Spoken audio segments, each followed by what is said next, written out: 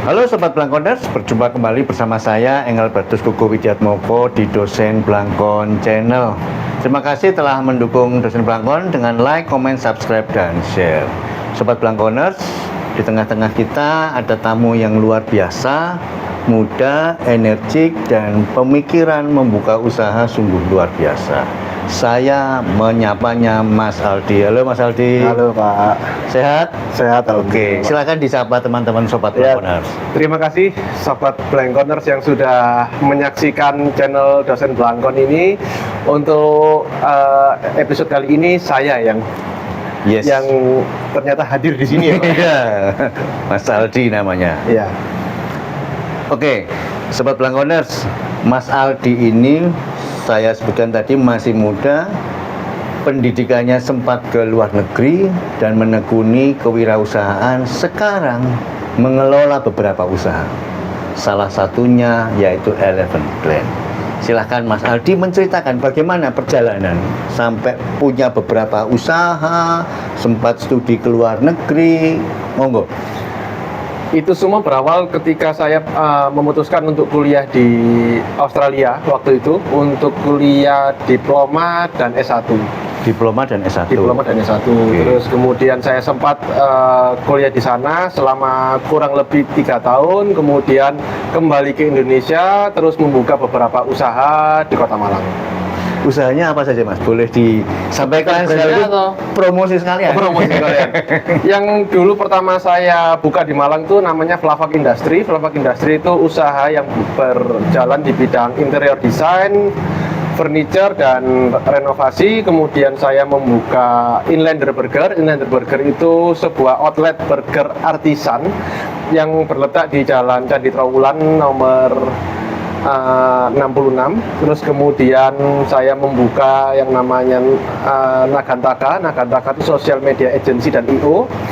Terus kemudian kalau untuk Nagantaka sendiri itu bergelutnya di bidang sosial media dan event organizer. Terus kemudian kita menghandle beberapa brand-brand lokal juga untuk brand-brand yang di luar kota.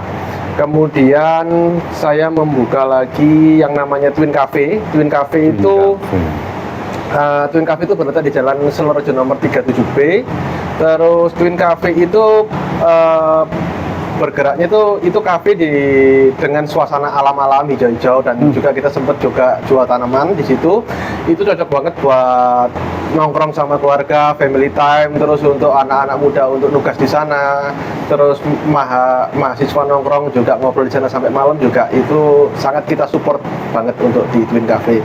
Terus kemudian saya juga ada Cari Cene, itu juga ada di Tumpang, daerah Tumpang. Itu malah temanya lebih ke alam dan condong ke agak ke hutan-hutan ya Pak. Loh, di Tumpang ya?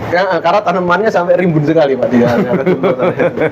Nanti itu bisa dikasih mapnya Mas ya? Oh, bisa. Oke, itu juga cocok banget buat keluarga sih untuk menghabiskan akhir pekan di sana. Terus untuk malam mingguan sama untuk nongkrong-nongkrong juga bisa. Terus juga saya ada lagi itu yang terbaru ini Eleven Clan Burger. Eleven Clan Burger ini berletak di Jalan Simpang Ijen. Itu juga versi versi upgrade-nya dari Inlander Burger. Ini Eleven Clan, jadi tempatnya lebih besar, lebih luas, cocok untuk meeting bisa, untuk sekedar menikmati burger-burger kita juga bisa. Di sini juga temanya artisan burger juga, dengan burger-burger yang banyak pilihan mulai dari ayam, ikan, sampai daging juga. Terus cocok banget sih buat acara, buat nongkrong sama teman, keluarga. Terus sempat juga kita ada live music dari beberapa teman komunitas juga bisa di Eleven Clan Burger kayak gitu. Luar biasa kan Sobat Blangkoners, banyak sekali usahanya, masih muda. Sekarang yang ingin coba kami kulik lagi Mas Aldi tentang studi di luar negeri. Tadi sebelum take kan sempat berbicara soal kewirausahaan. Iya. Apakah dengan studinya di kewirausahaan itu memang punya korelasi kuat dengan munculnya ide gagasan berwirausaha yang begitu beragam? Sebenarnya ada Pak. Jadi gini, dulu di mata kuliah saya itu ada yang namanya Management of Innovation. Management of Innovation. Jadi gimana caranya kita menciptakan gimana caranya kita menimbulkan mindset untuk berinovasi. Wah, keren nih. Nah, itu Keren ini. itu gini, jadi mulai dari mereka mengajarkan kita gimana caranya sih biar kita tuh memunculkan inovasi dari masalah-masalah yang ada.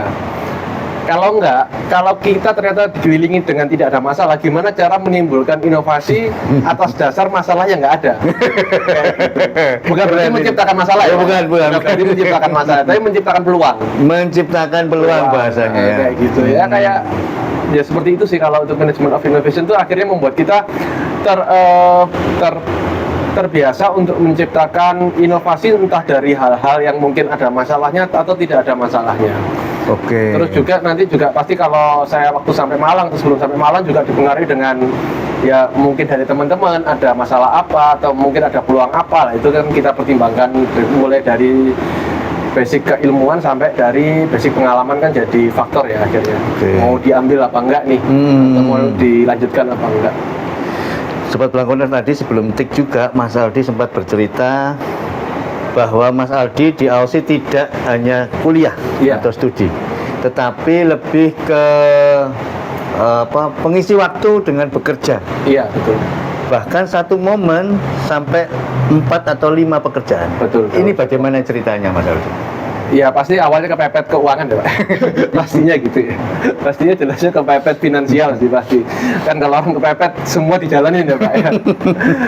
Itu awalnya gini, saya dulu kan dikasih dikasih uang sama orang tua itu kan hanya untuk cukup beberapa bulan. Itu untuk uang sangunya. Untuk kuliah itu kan ya dibiayai, cuman kan kadang mungkin keluarga masih agak seret, saya kan harus yang bayar. Yeah. Nah dari situ akhirnya saya memutuskan untuk kerja. Itu kerja saya nyampe Australia itu kan tahun 2000 berapa itu? 2011 atau 2012 awal itu saya sampai ke sana. Saya memutuskan untuk nyoba beradaptasi maksimal 3 bulan. Mulai adaptasi budayanya, sekolahnya, terus lingkungannya juga dan bahasanya yang paling penting. Ketika saya merasa sudah cukup, bukan berarti ekspor ya Pak ya, merasa sudah cukup untuk bisa adaptasi di sana, akhirnya saya memutuskan untuk mencari pekerjaan. Nah pekerjaan pertama saya waktu itu saya bekerja sebagai kerja serabutan di restoran sih Pak. Kerja serabutan di restoran. Jadi itu dalam satu shift itu saya jadi kasir, jadi waiter, terus jadi yang bikin minuman, terus bagian bersih-bersih, yang bagian clear up table itu, yang bagian bersihin meja juga, terus juga bantuin head chef sama kitchen hand 1. Saya posisinya waktu itu kitchen hand 2. Jadi ada part saya sendiri yang masak beberapa makanan di sana, kayak gitu. Itu kerja dari jam 5 sore sampai jam 2 pagi. Jam 5 sore sampai jam 2 pagi. Ya. Oke. Itu sampai 5 pekerjaan. Apakah aktivitas itu dengan Mas Aldi, mohon maaf nih saya kategorikan pekerja keras, itu memang sudah disiapkan sejak di Indonesia bahwa nanti akan bekerja begini-gini, tidak hanya kuliah saja, atau memang seperti apa Mas? Kalau dulu gini, kalau untuk pekerjaan orang tua dulu cuman nggambarinnya gini, ya di sana nanti kamu bisa lah kerja sebagai tukang cuci piring kayak gitu. Ternyata waktu saya sampai sana kok kebetulan nggak ada Pak kerjaan jadi tukang cuci piring gitu. Cuci piring itu ya include pekerjaan lainnya ternyata. Oh gitu. Terus kalau untuk sisi pekerja kerasnya itu saya dari dulu itu kan Pak banyak mau dalam artian untuk skala anak kecil ya Pak ya. Ya pasti anak kecil itu kan kepingin punya mainan, kepingin main kemana. Dari saya yang banyak mau itu kan pasti ya namanya orang tua kan kadang support kadang enggak ya Pak ya. Kebanyakan kan enggak kalau anak kebanyakan mainan itu. Ya akhirnya saya dari kecil berusaha cari uang sendiri sih di situ. Cari uang sendiri. Gimana Mas Aldi? Waktu itu ini? Iya, jadi waktu sekolah dasar saya itu kan sekolah di sekolah negeri waktu itu. Terus saya dikursuskan bahasa Inggris di satu lembaga lah, satu lembaga kursus. Yang dimana kan yang ikut yang kursus di sana itu kan orang-orang dengan ekonomi yang cukup tinggi ya Pak ya waktu itu ya. Terus saya punya inisiatif karena mereka, jadi gini, waktu itu masalahnya mereka adalah mereka nggak punya akses untuk beli mainan-mainan seperti saya yang sekolah di sekolah negeri. Oh. Kalau di sekolah negeri kan di depan sekolah pasti ada itu Pak yang jual mainan yang rentengan itu, rentengan macam-macam lah itu. Lah mereka kan nggak ada akses untuk ke situ. Akhirnya saya menemukan sebuah kesempatan itu, saya cobalah beli beberapa mainan atau mungkin dari mainan saya sendiri yang saya sudah punya, saya bawa ke tempat kursus itu dan mereka suka dan mereka mau beli Nah, saya akhirnya ya kulaan lah Pak sebutannya. Kulaan beberapa mainan kayak kitiran yang tinggal gini itu yang Ya, dulu cuma oke. berapa rupiah, mungkin 50 apa 100 rupiah itu saya jual 4.000 5.000. Terus mungkin gasing-gasing itu partnya saya jual ke lembaga kursus itu ke anak-anak itu ya dengan harga yang cukup mahal. Ya, namanya anak SD Pak ya. Ya. Kan ya kurang tahu konsep ini labanya berlebihan atau apa enggak ya kan? Enggak tahu, yang penting kan dapat uang banyak. Yang penting laku ya. Yang penting laku. Nah, dari situ ternyata saya dipanggil. Oke. Jadi orang tua saya dipanggil oleh apa ya? Mungkin gurunya di sana apa gimana ketemu sama orang tua murid yang beli mainan saya tadi itu. Katanya saya itu ngakali lah jual mahal gitu-gitu. Tapi ya udahlah itu kan cerita SD ya, Pak ya. Ya, tapi sebetulnya jiwa entrepreneurnya sejak kecil sebetulnya ya. Dulu jiwa dagang Pak. Jiwa dagang dan makelar. Oke, Mas Aldi, sekarang kita mengulik ke ini Elephant Clan ini. Iya. Ini Mas, gimana konsepnya? Lalu kenapa di tengah kompetisi kuliner di Kota Malang ini Mas Aldi ikut bermain juga di sini? Gimana Mas? Kalau untuk Elephant Clan Burger di sini kan awal ketertarikannya kan ketika saya sudah running yang di Inlander Burger. Oke. Di Inlander Burger itu adalah bisnis pandemi kalau saya bilang Pak. Bisnis pandemi. Karena 2000 berapa ya? Pandemi mulai tahun berapa? 2020. 2020. Nah, 2020 Maret kan baru masuk Indonesia, baru rame lah. Ramenya Mas. Saya buka Inlander tuh Februari. Jadi baru buka sebulan, langsung kena pandemi. Gimana tuh? Terus saya kan berpikir kelas ini gimana ya caranya biar tetap rame. Akhirnya saya shifting untuk awalnya kan itu dine in sama online order Pak. Dine in sama take away, dan take away juga ada online-nya karena itu akhirnya saya shifting untuk jual full. Saya usahakan untuk jualnya itu full ke online order Pak. Nah cuman kalau zaman dulu kan gara-gara pandemi orang itu kan jadi care, jadi perhatian sama tempat ini higienis apa enggak, kotor apa enggak, mengandung virus apa enggak. Akhirnya yang saya promosikan adalah kalau tempat ini tuh higienis. Jadi kayak ada sekat pembatas antara customer sama yang masak. Terus juga semua karyawan saya itu pakai masker. Kemudian juga kita rutin untuk bersihin tempat dengan mendisinfekti sama general cleaning tuh seminggu sekali kayak gitu. Saya promo terus, akhirnya orang-orang yang suka makanan yang higienis akhirnya larinya ke saya semua waktu itu. Jadi bukannya bisnis turun malah naik. Oh. Gitu, karena untuk saat itu saya kira kalau waktu itu di sini yang menerapkan seperti itu masih jarang dan masih nggak terlalu sering sih waktu itu. Kemudian baru akhirnya mulai ramai kan untuk tempat di disinfektan terus dibersihkan segala macam kayak gitu. Itu yang saya sering publish malahan kalau kita lagi general cleaning nih. Iya. Kita bongkar semua, kita keluarkan semua, kita bersihkan baru kita masukkan lagi seperti itu. Malah meningkat ini omsetnya. Malah meningkat penjualan dari segi penjualan online waktu itu. Kalau yang sekarang ini konsepnya gimana Mas? Nah, kalau yang karena itu akhirnya kan omsetnya bagus yang sana dan itu berjalan udah 3-4 tahunan lah sampai sekarang mungkin sekitar 4 tahun. Ini nih saatnya untuk apa ya? Untuk buka yang lebih besar, cuman dengan brand yang berbeda. Oh, brand yang berbeda. Karena ini kan masih satu kota ya Pak ya. Takutnya kalau saya buka dengan brand yang sama, yang satu jadi sepi ya Pak. Jadi saya buka dengan brand yang berbeda, terus juga dengan menu-menu yang kebanyakan juga beda sama yang di sana sih Pak. Hampir ya 100% beda sih Pak menunya. Mulai dari bannya, rotinya, dagingnya, terus isian segala macam itu beda semua. Ya bisa dikatakan benar-benar beda lah. Benar-benar beda. Cuma untuk segmen karena ini bukan di pinggir jalan gede ya, untuk segmen jalan besar lah istilahnya gitu. Oke. Dengan tempat yang lebih nyaman, orang bisa melakukan berbagai macam aktivitas di sini. Sedangkan kalau di tempat lama kan tempatnya kecil ya Pak ya. Orang mau ngundang 30 orang aja udah bingung lah duduknya di mana. Kalau di sini kan masih bisa. Oke. Lalu kalau terkait dengan nama ini gimana Mas? Elephant Clan itu sebenarnya gini Pak. Kita cari nama kan susah Pak ya. Saya ngelis itu ada 30-an nama ada kali. 30-an nama ada kali ya itu. Hanya untuk mau mencari satu nama yang cocok. 30 lebih lah. Saya cari nama dari 30 itu gak ada yang cocok. Oh. Akhirnya saya menelisik ini apa ya yang bisa diulik ya dari ini kira-kira untuk dijadikan sebuah nama. Akhirnya 11 itu kan artinya bahasa Indonesia kan 11 ya Pak ya. Yeah. Nah 11 itu adalah 11 bumbu rahasia yang membentuk menu-menu kita ini. 11 bumbu rahasia kayak gitu. Kenapa kok clan? Clan itu kan kaitannya kayak sebuah bisa disebut sebuah keluarga, sebuah kumpulan, sebuah identitas dalam suatu grup. Misalnya kalau di Jepang sana ya Pak ya. Cuman kalau di sini kita artikan adalah kalau klan itu ya ini loh produk dari klan kita, ini loh bumbu dari klan kita, dari apa ya gumbulan kita lah, dari kaum kita lah, misalnya seperti itu. Lalu terkait dengan manajemen SDM-nya, lalu mengatur pengawasan dan lain sebagainya gimana Mas kalau? Untuk pengawasan saya gini, saya kalau buka bisnis pasti ada partner.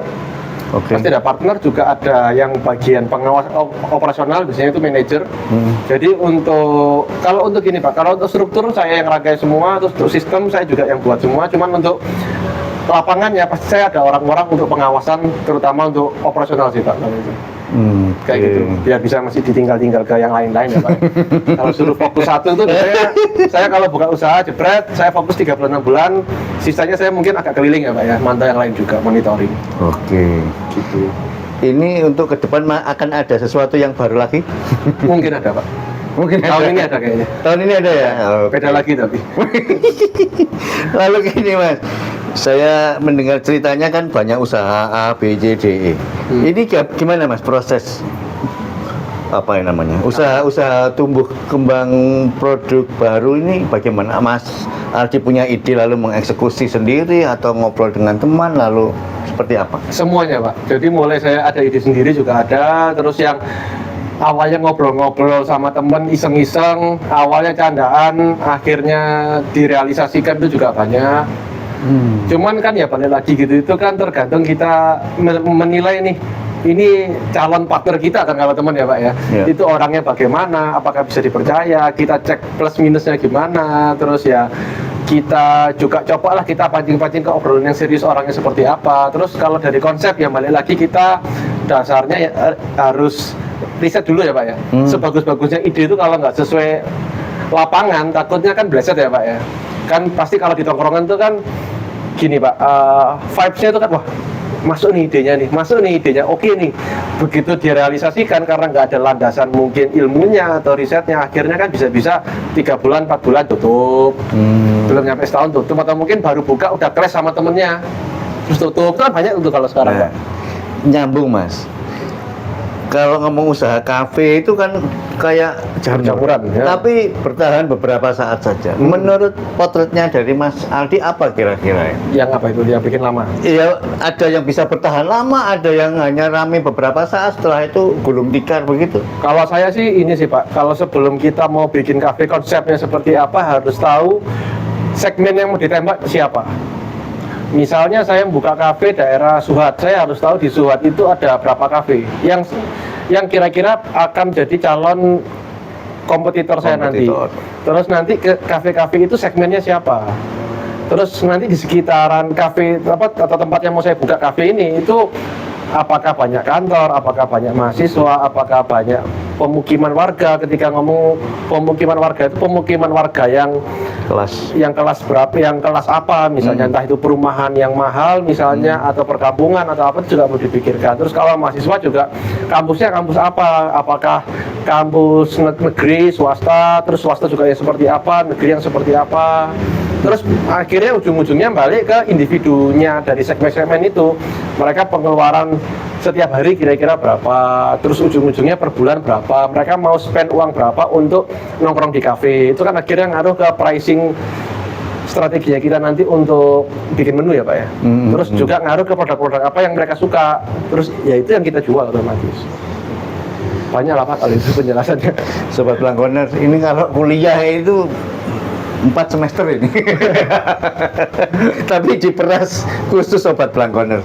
Oke, sebelum meng-closing ini ada satu ajaan untuk masyarakat Kota Malang ke Elephant Clan dan juga untuk Sobat Blangkoner yang ingin membuka usaha. Monggo Mas Aldi. Monggo Sobat Blangkoner yang mungkin mau membuka usaha, saya open banget kalau mau discuss ya.